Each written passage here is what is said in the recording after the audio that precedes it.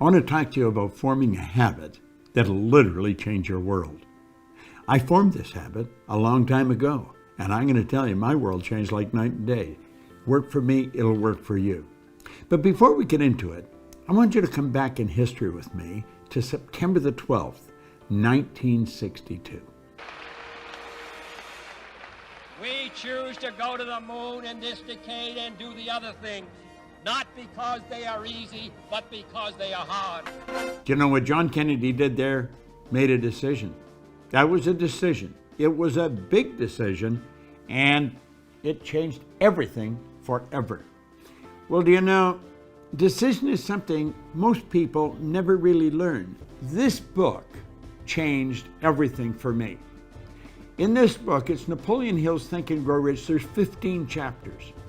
There's one chapter, the entire chapter is dedicated to decision. Now you may say, well, I make decisions. Do you really? You may make little ones, but you make the real important ones. Do you go after what you want in life? Do you get everything you want in life? See, the truth is only about 3% of the people are really living the way they want to live.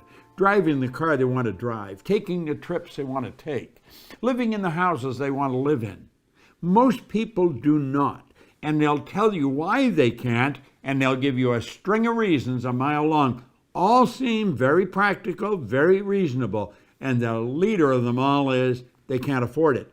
Well, the truth is we live in the richest country in the history of the world. Money is the easiest thing in the world to earn once you learn how. Well, if you turn making a decision into a habit, you're going to learn how to do a whole lot of things you may think you can't do.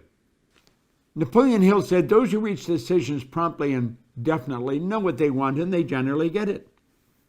The leaders in every walk of life decide quickly and firmly. That's the major reason why they're leaders. He said the world is a habit of making room for the man or woman whose words and actions show they know where they're going. And he went on to explain why we have difficulty here, for very good reason. Indecision is a habit, which usually begins in youth. The habit takes on permanency as the youth goes through grade school, high school, and eventually through college without any definite purpose. The major weakness of all educational systems is they neither teach nor encourage the habit of definite decision.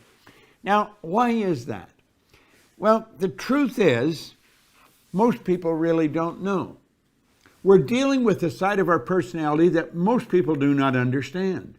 What you see here is not me. This is my body. You never hear anyone say, am hand. You see, we've got to take a look at the non-physical side of ourselves. President Lincoln put that very well. He said, to believe in the things you can see and touch is no belief at all. But to believe in the unseen is a triumph and a blessing. Making a decision, we're going into the unseen part of ourselves, using faculties most people don't even know they've got. You see, Einstein said the intuitive mind is a sacred gift. Well, he said the rational mind is a faithful servant. He said we have created a society that honors the servant and has forgotten the gift. What is a servant? Well, there it is there. It's our sensory factors. We can see, hear, smell, taste, touch. What are they for? They're to help us correspond and communicate with our outside world.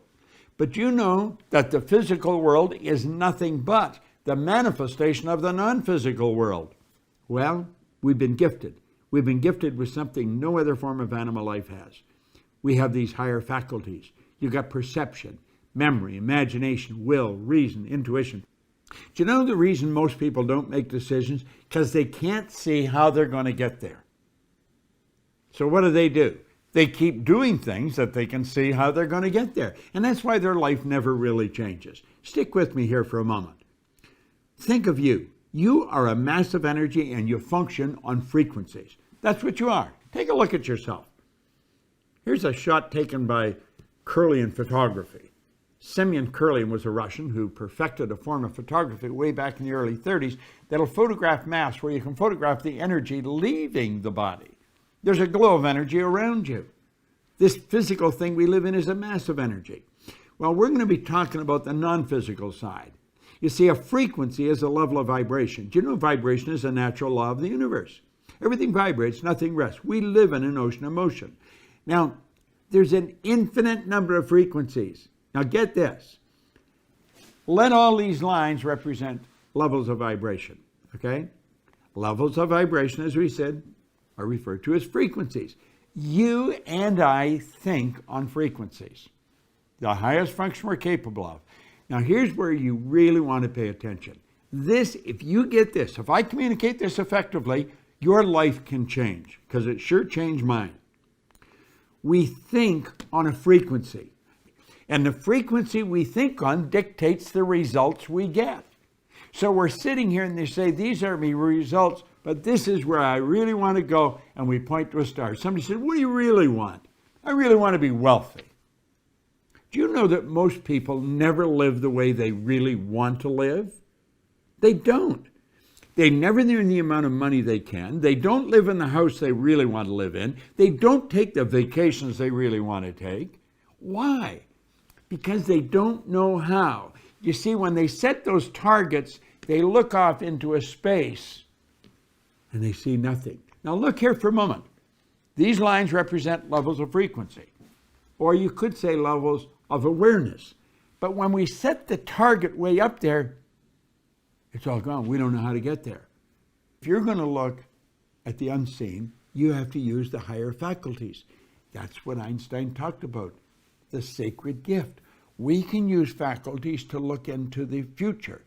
We can go into the future with our imagination and see ourselves where we want to be a year from now, and then bring that into the present and begin acting like the person we want to become. So let's go back and look at this again. We'll say, that's where I want to go, and I'm going to get there. Now, we do make decisions, but then we say, not going to start yet. I'm going to do that as soon as I get the money. I talked to a young couple. In fact, I wrote about them in a book, Pat and John. I sat with them in a hotel in Toronto, and they said they wanted to buy a house, and I said, well, go on out and buy one. We said, we can't buy a house. We haven't got any money. I said, you don't need any money. They looked at me rather strange. I said, what do you need the money for? You haven't made the decision to buy the house. You see, you don't need the money until after you make the decision. Person say, I want to take a trip, and I'm going to go as soon as I get the money. You don't need the money to make the decision to take the trip. I'm going to start my own business as soon as everything's right. Things are never going to be right. You've got to make a decision. Now, you see, when you make the decision, everything starts to change. Look at this for a moment. You're thinking down here on this frequency, and that's what's giving you the results you're getting. If you want to go where you say you want to go, you've got to get on that frequency. You see, the truth is, you're not thinking about getting there. You're letting the present results repeat, and that's the star you're shooting at. You're going to get the same results over and over and over again as long as you keep your thinking there. You've got to get your thinking up on this higher frequency. Because when you get on that frequency, the thoughts and things that are going to come into your mind will take you there. How do you think we got to the moon? Kennedy didn't know how to get to the moon.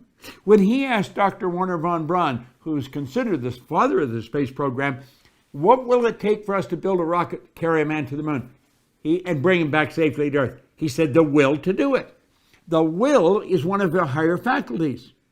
That's what Einstein was talking about. The will gives you the ability to focus on one thing to the exclusion of everything else. When you focus on that one thing, you're on that higher frequency.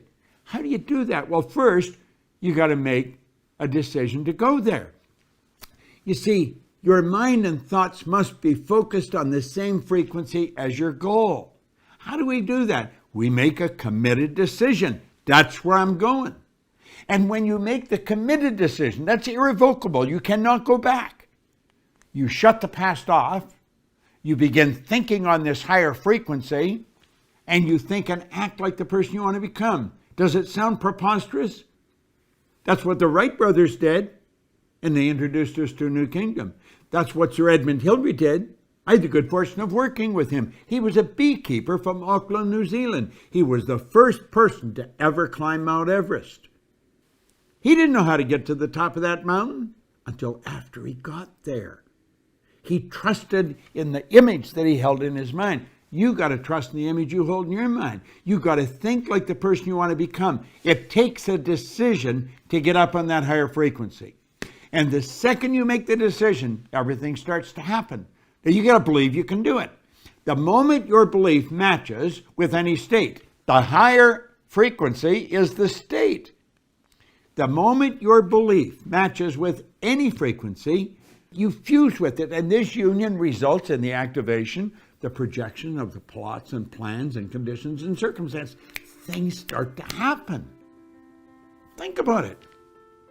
You're going to a dance, you need the new dress. You make a decision, you don't know where the money's coming from, but you've got to have the dress. You get the dress. You want that car, you make it as, you get the money, you get the car. The moment your belief matches with any state, you fuse with it. And this union results in everything that happens. Now look at this new state of conscious awareness becomes your home from which you view the world. You're operating on a different frequency. Don't expect a lot of support from the people around you. They don't know what you're doing. They probably think you've gone a little crazy.